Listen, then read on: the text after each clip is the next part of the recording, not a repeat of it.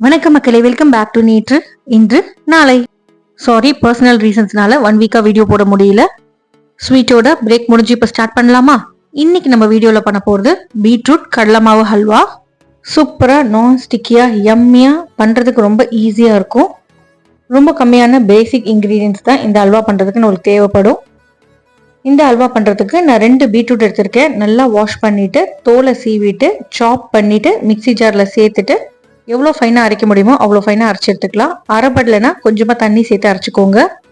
Beetroot வேக வைக்கலாம் வேணாங்க, ஜஸ்ட் ரா பீட்ரூட்டை அப்படியே அரைச்சிக்கோங்க. 2 மீடியம் சைஸ் பீட்ரூட் அரைச்சதுல எனக்கு 1 கப் அளவுக்கு பீட்ரூட் பேஸ்ட் கிடைச்சிது. கடாயில் 1/4 கப் அளவுக்கு ரீஃபைண்ட் ஆயில், அதாவது எந்த ஃப்ளேவர் இல்லாத ஆயில், கூடவே ஒரு 1/4 கப் அளவுக்கு நெய் சேர்த்துக்கலாம். பொடிப்பொடியாக நறுக்கின நட்ஸ் எல்லாத்தையும் சேர்த்துட்டு ரோஸ்ட் பண்ணிக்கோங்க.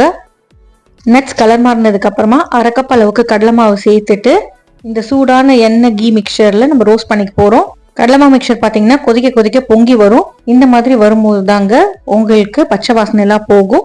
கட்டி உருண்டைகள் எதுவும் இல்லாதபடி நல்லா கலந்து விட்டுருங்க. லோ ஃப்ளேம்ல வச்சு அப்படியே குக் பண்ணிட்டே இருங்க. 1-2 நிமிஷம் நீங்க குக் பண்ணீங்கனாலே பச்சை வாசனை போயிடும். கடலை மாவோட பச்சை வாசனை போய் கொஞ்சம் அப்படி டார்க் கலரா மாறினதுக்கு அப்புறமா நம்ம அரைச்சி வச்சிருக்கிற பீட்ரூட் விழுது சேர்த்துக்கலாம். 1 கப் அளவுக்கு பீட்ரூட் விழுது சேர்த்துருக்கேன். இப்போ பீட்ரூட் விழுத இந்த கடலை மாவு எண்ணெய் நெய் மிக்சரோட நல்லா மிக்ஸ் பண்ணி விட்டுக்கோங்க. நம்ம பீட்ரூட் விழுதோட எக்ஸஸ் மாய்ஸ்சர்லாம் எவாப்ரேட் ஆகி திக்காகணும். அது வரைக்கும் நம்ம கலந்து விட்டுக்கலாம். அடி பிடிக்காம இருக்கிறதுக்காக ஃப்ளேமை லோ டு மீடியம்க்கு மாற்றிக்கோங்க. குக் பண்ணும்போது சைட்ஸ் எல்லாம் ஸ்க்ரேப் பண்ணி விட்டுட்டே இருங்க. இந்த மிக்சர் கூடவே நான் பால் பவுடர் ஒரு 10 ரூபா பேக்கெட் அளவுக்கு நான் சேர்த்துக்கிறேன். ஜஸ்ட் ஒரு 1 to 2 டேபிள் ஸ்பூன் தான் இருக்கும்.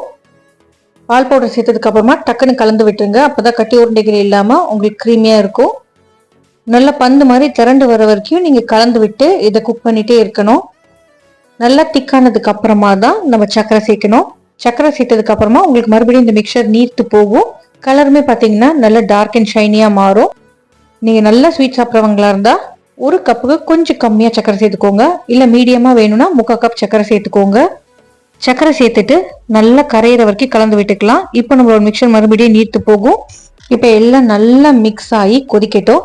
நல்லா திக்க பந்து மாதிரி திரண்டு வரணும். பேனை விட்டு உங்களுக்கு தனியா வர அளவுக்கு நீங்க கொதிக்க விடணும். கை விடாம கிளறிட்டே இருங்க, அப்பதான் அடிப்பிடிக்காம இருக்கும். இப்போ உங்களுக்கு பீட்ரூட்டோட வாசனை பிடிக்காதுன்னா நீங்க என்ன மாதிரி கொஞ்சமா ரோஸ் எசன்ஸ் சேர்த்துக்கலாம். ஜஸ்ட் 2 to 3 ட்ராப்ஸ் சேர்த்தா போதும். ஸ்வீட்னஸ் நல்லா எடுத்து காமிக்கிறதுக்காக நான் ஒரு சிட்டிகை அளவுக்கு உப்பு சேர்த்திருக்கேன். எசன்ஸ் சேர்க்கறது ஆப்ஷனல் தான், உங்களுக்கு வேணும்னா சேர்த்துக்கோங்க, இல்லைன்னா ஸ்கிப் பண்ணிக்கலாம். நல்லா கலந்து விட்டு திக்கானதுக்கு அப்புறமா மறுபடியும் 1 டீஸ்பூன் அளவுக்கு நெய் சேர்த்துட்டு அடுப்பை ஆஃப் பண்ணிட்டு 1 to 2 மினிட்ஸ் நல்லா விகரஸா மிக்ஸ் பண்ணி விட்டுக்கோங்க. சூடா பிடிக்கும்னா சூடா சர்வ் பண்ணுங்க, சில்டா பிடிக்கும்னா ஃப்ரிட்ஜில் வச்சு கோல்டா சர்வ் பண்ணுங்க. இல்லைன்னா ஹல்வா மீடியம் ஸ்வீட்னஸ்ல பண்ணிட்டு மேல சூடான அல்வா கூட 1 ஸ்கூப் அளவுக்கு சில்லுன்னு இருக்கிற ஐஸ்கிரீமோட சர்வ் பண்ணுங்க. சாப்பிட்றதுக்கு சூப்பரா இருக்கும்.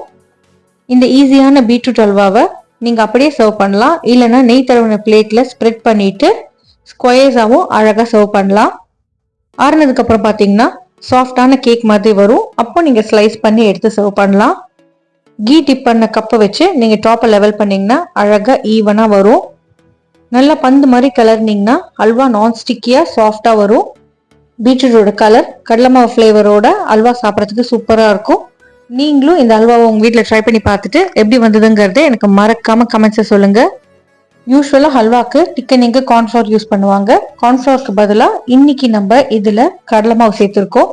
கடலை மாவு பார்த்தீங்கன்னா உங்களுக்கு மைசூர் பாக்கோட ஃபிளேவர் கொடுக்கும்.